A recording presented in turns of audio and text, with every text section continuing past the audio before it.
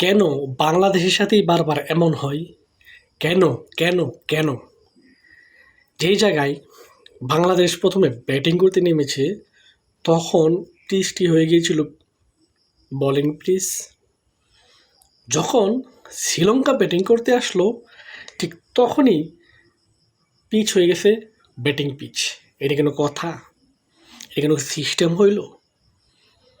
যে জায়গায় বাংলাদেশি ওপেনাররা ব্যাট লয়ে দাঁড়াইতে পারে না, সেই জায়গায় শ্রীলঙ্কার ব্যাটাররা দম তারাক্কা পিটাই ইচ্ছা মতো মার খাইছে। সেই জায়গায় শ্রীলঙ্কার বলাররা দুর্দান্ত বোলিং করেছে, পেস বোলাররা বিশেষ করে। শ্রীলঙ্কার ওপেনাররা দম তারাক্কা পিটাইছে। এটা একটা ওয়ান ডে স্টাইলে বাংলাদেশের বলারদেরকে পিটাইছে তারা টেস্টে। সেই জায়গায় বাংলাদেশি ব্যাটাররা কি বাজে পারফরমেন্স করলো এটা আপনারা সকলেই দেখতে পেরেছেন। এরকম ব্যাটিং তো মানে এই পিচে চলেই না।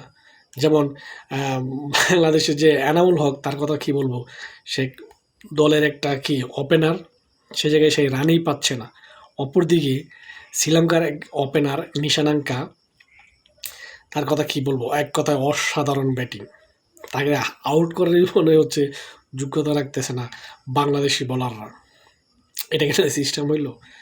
যে জায়গায় মানে বাংলাদেশিরা ব্যাটিং করে তখন বোলিং পিচ, যখন শ্রীলঙ্কা ব্যাটিং করে তখন সেটি ব্যাটিং পিচ হয়ে যায়।